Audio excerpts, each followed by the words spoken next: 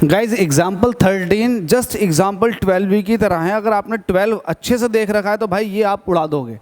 अगर आप लोग नए हैं, पहली बार चैनल पर आए हैं, तो प्लीज़ चैनल को सब्सक्राइब कर दो जल्दी से, क्योंकि यहाँ आपको सभी न्यूमेरिकल मिल जाएंगे 11th और 12th के। अगर आप कंपटीशन की तैयारी कर रहे हैं तो आपको बहुत अच्छी बुक है, जैसे कि आपके पास RLS या फिर NCERT at your finger tips, उनके भी सारे न्यूमेरिकल सॉल्यूशन मिल जाएंगे। तो जल्दी से सब्सक्राइब कर लो, सपोर्ट करो, वीडियो को जितना हो सके शेयर करो, शेयर ठोक दिया करो, लाइक ठोक दिया करो। चलिए स्टार्ट करते हैं इस एग्जाम्पल को। सॉल्यूशन लिख देता हूँ मैं यहाँ पर।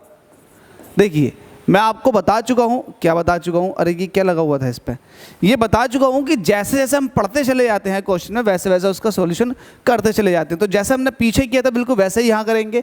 हमसे क्या कह रहा, a boatman can row with the speed of 10 kilometre per hour. ठीक है, एक बोटमैन है, उसने बोट को रो किया है, मतलब चलाना शुरू किया है 10 किलोमीटर प्रति घंटे की रफ्तार से इन स्टिल वाटर, रुके हुए पानी में। If the river flows straightly at 5 kilometre per hour, in which direction should be the boatman row in order to reach a point on the other bank directly opposite to the point from where he started. ये ऐसे समझ में नहीं आएगा, ये ऐसे समझ में आएगा। लेट अस सपोज कि ये आपके सामने एक नदी है और यहाँ से स्टार्ट हो रहा है बोटमैन, तो शर्त ये है कि इसे सामने जाकर रुकना है।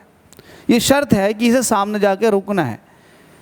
अब यार नदी जब इस तरफ को चल रही है, तो नदी इस तरफ को चल रही है, तो वो सामने अगर यहाँ से चलना शुरू करेगा तो नदी उसे अपने साथ बहा कर ले जाएगी। तो उसे किसी डायरेक्शन में अपनी नाव को पहले से ही रो करना होगा, ताकि ये चलते एटलीस्ट यहाँ पहुँच जाए। अगर इसको रिवर धक्का भी दे तो, क्योंकि रिवर चल रही है। तो देखो रिवर की जो वेलोसिटी दे रखी है वो दे रखी है 5, कितनी 5, ये है 5 kilometre per our. Let us suppose कि ये V1 है।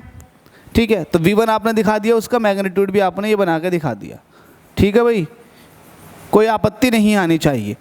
शर्त ये है कि इसे परपेंडिकुलर पहुंचना है, तो इसका मतलब ये रिजल्टेंट होगा, कहीं ना कहीं। ठीक है, ज़बरदस्त बात हो चुकी है। ये 2 किलोमीटर का सेपरेशन है, ये भी कह रखा है।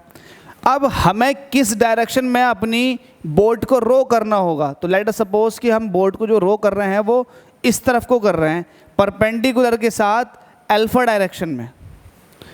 ठीक है, और ये वेलोसिटी जो है इसके साथ परपेंडिकुलर के साथ 90 डिग्री बना रही होगी, और परपेंडिकुलर पे क्या है, अपना रिजल्टेंट है। तो भाई ये आपके पास रिजल्टेंट, लेट अस सपोज कि ये V है और ये आपके पास V1 है और ये आपके पास V2 है। तो V2 कितना दे रखा आपको, 10 kilometre per our, 10 kilometre per our, ये क्वेश्चन क्या रखा। ठीक है, अब इन सब का रिजल्टेंट ऐसे देखो, इन सब का रिजल्टेंट आपके पास V है, V2 और V1 का रिजल्टेंट कितना हो गया V। आपसे यहाँ रिजल्टेंट नहीं पूछ रहा तो छोड़ो, रिजल्टेंट को छोड़ो, कैसे निकलेगा ये भी छोड़ो। आपसे ये पूछ रहा है कि बताओ रिवर के रिस्पेक्ट में उसे कितने डिग्री के एंगल पे जाना पड़ेगा। तो भाई आप पहले अल्फा निकाल लो परपेंडिकुलर के साथ, कि परपेंडिकुलर के साथ अल्फा ये है, तो आप टोटल एंगल बता पाओगे, बिल्कुल बताएंगे। तो अल्फा कैसे निकालेंगे, अल्फा निकालने के लिए आपको पता है ये साइड जो है इसके पैरेलल है, दैट्स वाई इसकी वैल्यू भी कितनी है 5 kilometre per our, kilometre per hour. ठीक है, तो आप एक काम करो, एंगल के सामने वाला होता है परपेंडिकुलर और परपेंडिकुलर के सामने वाला होता है हाइपोटेनियस। तो इस ट्राइंगल के अंदर जिसको मैं कह रहा हूँ OABC, पहले पैरेललोग्राम बना दो, तो OBC में तो मैं कह रहा हूँ इन ट्राइंगल की बात चल रही है, इन ट्राइंगल OBC की बात चल रही है। अब इसमें सब कुछ बता दो, आप क्या बता दो, ये भी बता दो इसमें कि V1, इससे पहले यही बता दो कि यार हमने जो ले रखा है ना वो क्या क्या ले रखा। हमने क्या रखा, लेट से क्या कि V1 जो है वो कितना है, V1 जो है वो OA वेक्टर के बराबर है। और ये है क्या, बताओ क्या है ये है रिवर की स्पीड ऑफ रिवर। ठीक है, शाबाश, ये बता दो। हालांकि क्वेश्चन लंबा नहीं है, बस थोड़ा ये कैलकुलेशन करने पड़ेगा। तो ये रिवर की स्पीड हो गई। एंड V2 क्या है, V2 क्या है, ये है OC के बराबर। और ये क्या है, स्पीड ऑफ बोट की स्पीड है किसमें, इन स्टिल वाटर के अंदर। सही है भाई। चलिएगा अब आपको बताना है ये अल्फा, तो आप बात करोगे इन ट्राइंगल, जल्दी से ले लो, OBC ट्राइंगल की बात कर रहे हो, तो यहाँ बात करोगे साइन अल्फा।